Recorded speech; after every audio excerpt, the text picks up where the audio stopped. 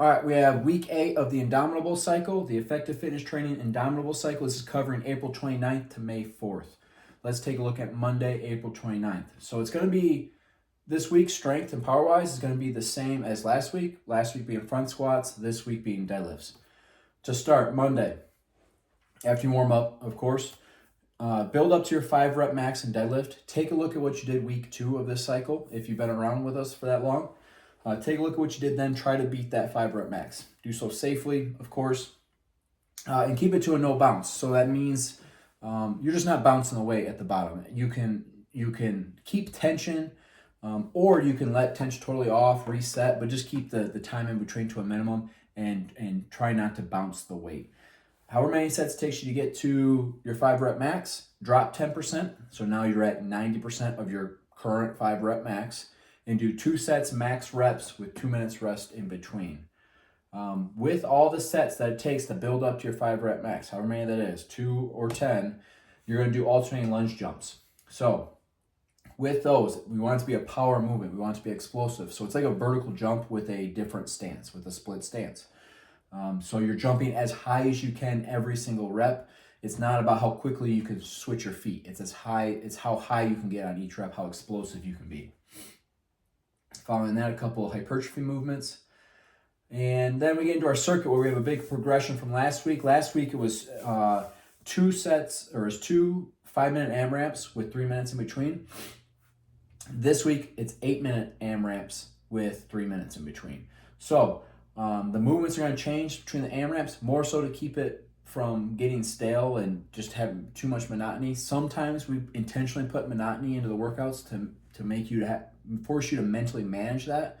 This isn't one of them. Mixing it up from the first 8 minutes to the second 8 minutes, that will be a tough one. It's 8 minutes of work, but it will most certainly be tough, or 16 total minutes of work.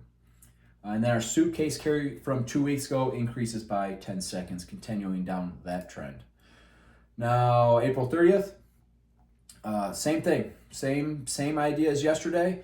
Barbell push press, 5 rep max. So just like bench press last week, this week, barbell push press, 5 rep max. Take a look at what you did week 2. Same thing. Try to beat it. Try to beat it safely, of course. Now, once you get up to your 5 rep max, drop to 10% and do 2 sets of max reps with 5 minutes in between, 2 minutes in between. Pair those with ball slams. We've gotten a few questions lately on what to do if you don't have a slam ball. There's probably a handful of things you could do, but the one that just seems the most minimal equipment is a band connected to something super stable overhead. It's got to be something super stable. You've probably seen those videos where somebody's pulling on a band and then whatever the band's attached to rips from the wall, rips from the ceiling, and just obliterates the person. So make sure it's something that's immovable. And basically do the same motion as a slam ball, just with the band. It's essentially explosive trunk flexion or trunk flexion and hip flexion. So with 5 of those, with each set building up to your 5 rep max push press. Couple upper body hypertrophy movements. And we have an interesting conditioning workout for Tuesday. It's going to be 4-time 800-meter run, 50 push-ups, 800-meter run, 50 push-ups. That's it. Super simple on purpose. Push those 800-meter runs to like 90+%, like full send on the 800-meter run, and immediately force yourself to immediately go into push-ups. So you get to the problem, you're at the problem, now you got to solve it, and you have to use physical means to solve it. You're out of breath, you're tired, you're seeing sounds, tunnel vision, now you got to get to work. That's the idea here. Full send on the 800-meter run, immediately get to the push-ups. I'm not saying you're going to get 50 push-ups unbroken. If you can, do that, but force yourself to make that quick transition from the run to the push-ups. Get as many as you can, take as little rest as possible. Immediately do it again. 800-meter run, 50 push-ups. Should be a good one. Strict pull-up progression continues. Every minute on the minute for 5 minutes, 6 pull-ups. Now, if you can't do the EMOM, like I've mentioned previously, just do 30 pull-ups. So the total volume here is 30 pull-ups. If you can't keep up with the EMOM, 6 pull-ups every minute on the minute for 5 minutes, then just do 30 pull-ups for time. However long that takes you to do 30 good, clean pull-ups, do that. Wednesday, our active recovery EFC day. Thursday, I think everyone's favorite day, most people's favorite day. Pause back squat to start with a 5-second hold at the bottom. Keep it honest on the 5 seconds. 2 reps. Build into a 2-rep max with that 5-second hold at the bottom. If you have a hard time with back squat mobility, you can't really go ass to grass, then consider having a target like a box. So turn it almost into like a box squat, but don't just sit down. Get to that box, get to that bench, and hold it at the bench. Like you're touching the bench, but you're not sitting on it. And hold it there. Hold that for 5 seconds. And again, that's if you have trouble with depth.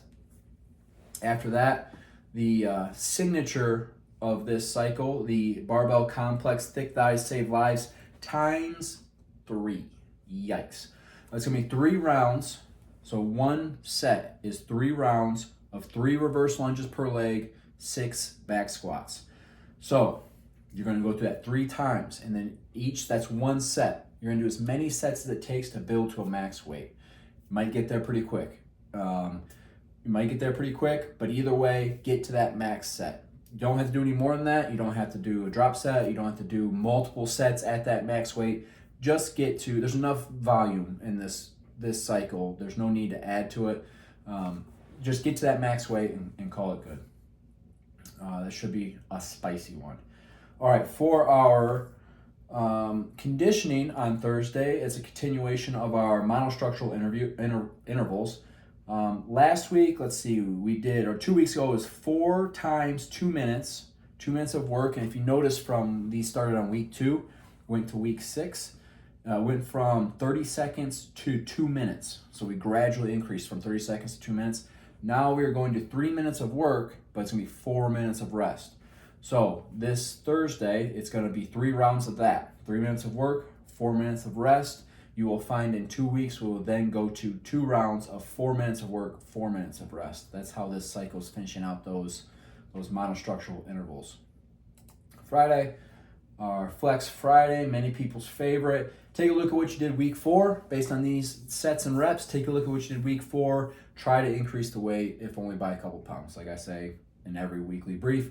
But I think it's important to repeat because that's what makes this work, is the progressive overload. So try to increase your weight from week 4.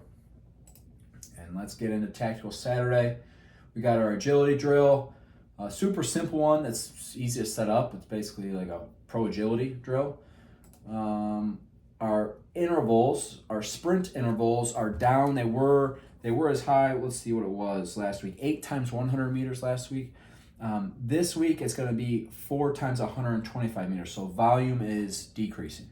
You're gonna see as these progress, it's gonna go from 4 to 6, and then the distance is gonna increase. We're gonna do 4 again, and that'll wrap up the cycle. But for this week, 4 times 125 meter sprint. That is like dead sprint. That's like you're not like a racehorse trying to finish, like start in the back of the pack and finish first. Like a late start. It's like 100% out of the gate and just hang on to the finish line. Your speed's probably gonna drop, right? Unless you're a trained sprinter, your top end speed's gonna drop by the time you get to 125. But mentally push to go as hard as you can from start to finish.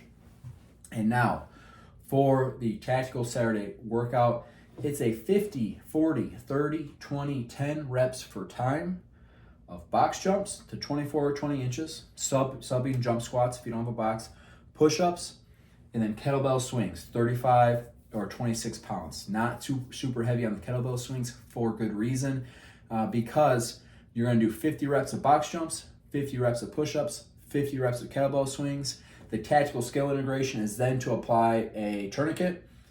Each time we're going to do a different limb. Ideally, you do a different limb, apply a tourniquet. That's your rest. The tourniquet application is your rest. And obviously, you want your tourniquet application to be fast.